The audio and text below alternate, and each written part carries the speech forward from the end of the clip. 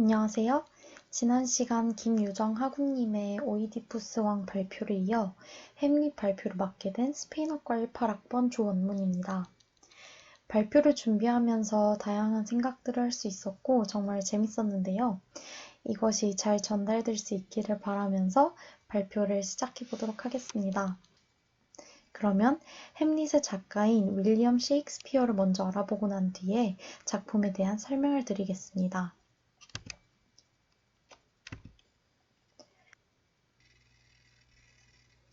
윌리엄 셰익스피어는 정말 다양한 타이틀을 가지신 분입니다.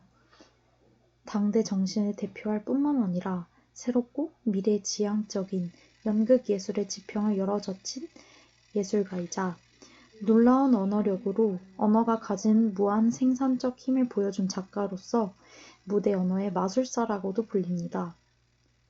그리고 영국 최고의 극작가로서 세계적인 걸작들이 탄생할 수 있게 하신 분 중에 한 명입니다. 이것은 작가이자 시인이고 또 무엇보다 배우였기 때문에 최고의 작품들을 써낼 수가 있었는데요. 현재 킹즈맨이라고 알려져 있는 극단의 운영자로서 역할을 하셨고 후에는 극단의 주주가 되기도 하였습니다. 셰익스피어는 일생 동안 39편의 희곡과 154편의 소네트 등을 집필한 세계인이 가장 사랑하는 대문으로 남게 되었습니다. 그러면 셰익스피어의 생애에 대해서 알아볼 건데요. 이 연보는 정말 압축해서 담아놓은 것임을 알려드립니다. 1564년 4월 26일에 아버지 존 셰익스피어와 어머니 메리 아든의 장남으로 8남매 중 셋째로 태어났습니다. 영국의 스트래포드에 있는 작은 마을에서 태어났지만 중산층에 속해 있어서 비교적 풍족한 소년 시절을 보낼 수가 있었습니다. 셰익스피어가 받은 교육이라고는 우리나라 중고등학교 정도에 해당하는 문법 학교에서 문법, 논리학, 수사학, 문학을 배운 것이 전부입니다. 그렇지만 그의 타고난 언어 구사 능력과 무대 예술에 대한 천부적인 감각, 다양한 경험, 인간에 대한 심오한 통찰력은 그를 위대한 작가로 만드는 데 부족함이 없었다고 합니다.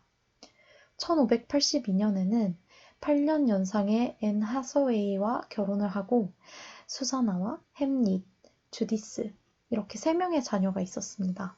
가족과 잠깐 떨어져 지내야 했지만 1582년부터 1592년 정도까지는 런던에서 작가, 배우, 극단 운영자로서 성공적인 커리어를 쌓았다고 합니다. 1595년부터 97년경에 로미오와 줄리엣을 썼고 그 이후로 햄릿을 쓰는데요. 그 당시에 아들과 아버지의 죽음과 작품과 연관이 있는 것이 아닌가 하는 이야기도 전해져 오고 있습니다. 1589년부터 1613년까지 셰익스피어의 4대 비극으로 알려지고 있는 햄릿, 오셀로, 리어왕, 맥베스가 쓰여졌고 현재 걸작이라고 할 수 있는 작품들이 거의 1년에 2편씩 쓰여졌습니다. 이렇게 돈을 많이 벌어서 셰익스피어는 1611년도에 스트래포드로 은퇴를 합니다. 그리고 1616년에 생을 마감합니다. 셰익스피어가 이 당시 살았던 시대적 배경에 대해서 조금 더 알아보고자 합니다. 이때는 중세가 르네상스로 바뀌는 시기였는데요. 어떻게 보면 위기의 시기였습니다. 중세가 쇠퇴함으로써 새로운 질서를 찾아보려고 암중모색하는 순간에 셰익스피어가 살았는데요. 이때 범유럽적으로 큰 변화가 일어났습니다. 신에게 집중하던 과거에서 벗어나 인간에 대한 연구를 하기 시작한 르네상스 휴머니즘, 14세기에서 16세기에 걸쳐 유럽 여러 나라에서 일어난 문예 부흥운동인데요. 인간을 연구하고 인간의 주체성의 의미를 부여함으로써 근대의 핵심적인 요소가 되었다고 합니다. 그리고 신과 인간의 경계가 확실해진 종교개혁이 있었습니다. 신이 인간을 구원해주는 존재로 명확해지면서 신과 인간과의 관계가 이전보다 멀어지게 되었습니다. 인간은 종교를 통해서 신과 만나는 것이 아니라 신과 직접적으로 만날 수 있었기 때문에 이때 당시 양심과 내면적인 성찰이 중요해졌습니다. 이런 범유럽적인 변화에 따라서 영국에도 큰 변화가 있었는데요. 영국에서는 왕위 계승권을 둘러싸고 요크가와 랑카스터가가 벌인 몇백 년간에 걸친 장미전쟁, 즉 왕과 귀족들의 패싸움이 있었습니다. 그리고 가톨릭교가 신교로 바뀌는 종교개혁이 있었고 또 하루아침에 신교가 가톨릭교로 바뀌는 시기였습니다. 정말 제도나 사회가 엎치락뒤치락하는 어려운 시기였습니다. 이런 격변의 시기에 르네상스 극장이 생겨나게 된 것입니다. 극장은 오락, 언론 매체, 이미 사라진 가톨릭 교회 공동체의 역할을 모두 수행을 했습니다. 간접적으로 논의하고 토론하며 날선 사회 비판할 수 있는 장소였고 당대의 가장 똑똑한 지성인들이 극장으로 집결할 수 있었습니다. 그중 글로브 극장의 사진을 가져왔는데요. 여기에서 셰익스피어가 활약을 하며 위대한 문학들이 탄생할 수 있게 된 것입니다. 오늘은 그중 햄릿을 살펴볼 건데요. 먼저 간단한 줄거리부터 말씀을 드리겠습니다. 이 작품은 12세기 덴마크의 엘시누아 성에서 보초병들이 선왕의 유령을 목격하면서 시작됩니다. 아버지가 낮잠을 자다가 뱀에 물려 돌아가셨다는 이야기를 듣고 독일에서 유학 중이던 덴마크 왕자 햄릿이 본국으로 돌아오게 되는 것입니다. 그런데 아버지가 돌아가신 지도 한 달도 되지 않은 채 어머니 거트루드는 아버지 동생 클로디어스와 결혼을 하게 되는 것입니다. 보초병들로부터 유령의 이야기를 듣고 직접 아버지 유령을 마주하게 됩니다. 그래서 아버지가 자신의 동생 클로디어스에게 독살되었다는 것을 알게 되며 아버지는 햄릿에게 복수를 부탁합니다. 복수의 기회를 엿보기 위해 미친 척 연기를 하기 시작합니다. 하지만 실질적으로 이 모든 것들은 햄릿을 미치게 할 만큼 엄청난 우울과 자책감을 느끼게 했습니다. 클로디어스는 노르웨이의 침입을 대비하면서 이상하게 행동하는 햄릿을 의심하며 원인을 알아내기 위해 햄릿의 친구인 로젠크란츠와 길든스턴을 햄릿에게 보냅니다. 이들이 클로디어스의 첩자임을 알아차린 햄릿은 미친 척을 하고 사랑했던 오피리아에게도 험한 말을 하면서까지 미친 척을 합니다. 이 모든 햄릿의 행동들은 오피리아 아버지이자 클로디어스를 보좌하는 늙은 신하 플로니어스를 통해서 클로디어스와 거투르드에게 전해지게 됩니다. 이로써 정말 미친 것으로 여겨지며 모든 의심을 잠재운 햄릿은 진실을 파헤칠 계획을 세우게 됩니다. 햄릿은 떠돌이 극단을 통해서 자신의 아버지에 관한 이야기를 똑같이 연극으로 꾸미도록 했습니다. 광대들에게 공연하게 한 다음 클로디어스에게 관람시켜 반응을 살폈더니 극중 독살하는 장면에서 클로디어스는 질겁하고 자신의 방으로 돌아가 버립니다. 이렇게 햄릿은 삼촌이 아버지를 죽인 것이 사실임을 확신하지만 여전히 선뜻 복수를 행동에 옮기지 못합니다. 연극이 끝난 날 밤에 클로디어스가 회개 기도를 하고 있는 모습을 보지만 죄인을 기도 중에 죽여 천국에 보낼 수는 없다는 생각으로 더 큰 복수를 하겠다는 생각으로 죽이지 않습니다. 거투르드는 오늘의 연극에 대한 설명을 듣기 위해서 햄릿을 방에 부릅니다. 어머니의 재혼을 비판하며 말다툼을 하던 도중 방 안 커튼 뒤에 인기척을 느끼고 혹시 클로디어스가 아닌가 하는 생각에 칼로 찔렀습니다. 그런데 그곳에 있던 사람은 클로디어스가 아니라 오피리아의 아버지인 폴로니어스였습니다. 또다시 나타나 아버지 귀신과 대화를 하는 모습을 본 어머니는 햄릿이 미쳤다는 것을 느끼며 충격을 받게 됩니다.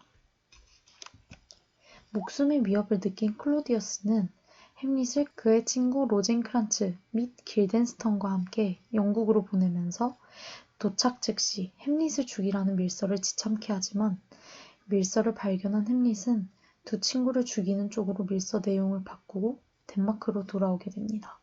오피리아는 아버지의 죽음을 알고 난 뒤 미치고 맙니다. 그리고 오피리아의 오빠 레어티즈는 프랑스에 공부하러 갔다가 아버지의 소식을 듣고 돌아오게 됩니다. 아버지의 죽음과 미쳐버린 동생에 대한 모든 책임을 클로디어스에게 묻지만 그에게 설득당하여 복수의 칼날을 햄릿으로 돌리게 됩니다. 햄릿을 죽일 계획을 세우는데 클로디어스는 둘의 결투를 제안하면서 독이 묻은 칼로 경기를 하라고 합니다. 그리고 실패할 경우를 대비하여 햄릿에게 독이 든 포도주를 줄 계획을 세웁니다. 이때 거트루드가 돌아와서 오피리아가 물에 빠져 죽었다는 소식을 전하게 됩니다. 햄릿은 오피리아의 장례식을 보기 위해서 묘지를 향하여 갔고 레어티즈는 햄릿을 보고 격분하며 결투를 신청하게 됩니다. 노르웨이 군대가 다가오는 가운데 햄릿과 레어티즈는 결투를 벌입니다. 시작 전에 햄릿은 그의 아버지의 죽음이 자신이 아닌 자신의 광기로 인한 것이었음을 전하며 사과를 합니다. 결투 도중 레어티즈가 가지고 있던 독 묻은 칼로 햄릿에게 치명상을 입히나 자신도 상처를 입습니다. 햄릿이 원래 마셨어야 할 독배는 어머니가 마시게 되었고 그로 인해 피를 토하며 쓰러지고 햄릿과 레어티즈 또한 독이 몸에 퍼지게 되었습니다. 이렇게 죽어가는 가운데 레어티즈는 이 모든 것이 클로디어스의 계략이었음을 깨닫고 이를 햄릿에게 전합니다. 거의 죽어가던 햄릿은 클로디어스 왕을 찌르며 복수를 합니다. 이렇게 한 가정과 한 국가의 지배층이 무너지고 그 자리는 노르웨이 왕자 포틴브라스가 차지하게 됩니다. 이 작품은 셰익스피어의 대표작이라고 불릴 만큼 유명한 동시에 많은 논란을 가지고 있는데요. 이것은 To be or not to be, that is the question의 다양한 해석을 통해서도 알 수가 있습니다. 지금까지 거의 대부분의 해석은 사느냐 죽느냐 그것이 문제이다 라고 되어 있고 많은 분들이 그렇게 알고 있습니다. 이와 비슷한 맥락으로 살아 부지할 것이냐 죽어 없어질 것이냐 과연 인생이란 살 가치가 있느냐 없느냐 삶이냐 죽음이냐 등의 해석이 있는가 하면 이것을 존재와 비존재의 대립으로 바라보고 있음이냐 없음이냐로 해석을 하기도 합니다. 이를 통하여 이 비극이 인간의 존재 문제를 포괄적으로 바라볼 수 있음을 알 수 있습니다. 그리고 우유부담의 아이콘으로 널리 알려진 햄릿에 대한 의견도 분분합니다. 아무런 이유 없이 혹은 모든 명분과 조건을 다 갖추었음에도 불구하고 복수를 지연시키다가 막상 클로디어스를 죽일 수 있는 기회를 놓쳐버린 모습과 어머니와 대화를 나누던 도중 커튼 뒤에 숨어있던 폴로니어스를 클로디어스라고 생각하고 아무런 주저 없이 찔러 죽이는 모습을 모두 볼 수 있었습니다. 햄릿은 이 극단적인 행동 지연과 극단적인 행동 실천을 한꺼번에 보여주는 인물인데 이런 햄릿을 마음의 결정을 내리지 못하는 타고난 결점을 가졌다고 보아야 할지 혹은 도덕적이고 정치적인 결과까지 생각하며 상황을 고려하여 치밀하고 신중하게 생각을 하는 타고난 기질로서 바라보아야 할지에 대해서 한번 고민해 볼 수 있을 것 같습니다. 이렇게 셰익스피어는 햄릿이라는 인물을 통해서 행동과 행동의 지연, 가짜와 진짜 관계, 허구와 실제, 이성과 열정 등의 세상 모든 사물과 현상이 이양 대립상으로 갈등하는 것뿐만이 아니라 공존하고 있는 세계를 나타내 보였습니다. 우리의 사고와 행위의 본질에 끊임없이 물음표를 던짐으로써 작품 세계가 능동적이고 도전적인 생산의 장이 될 수 있도록 한 것입니다. 여기까지가 작가 셰익스피어에 대해서 햄릿 작품의 줄거리 그리고 작품에 대해서 더 알아보는 시간을 가졌습니다. 이 비극 내에서는 삶과 죽음 사이에서 생길 수 있는 정말 많은 문제들을 다루고 있는 것을 볼 수가 있었는데요. 형제 간의 시기와 음모, 질투와 살인, 가정 내의 애증의 갈등, 그리고 두 청춘 남녀의 비극적인 사랑까지 많은 사건들이 포괄적으로 담겨 있습니다. 아직 햄릿을 접해보지 않으신 학우분들은 책을 통해서나 뮤지컬 혹은 영화를 보고 깊은 생각들을 해보시기를 바랍니다. 그럼 이상 발표를 마치겠습니다. 감사합니다.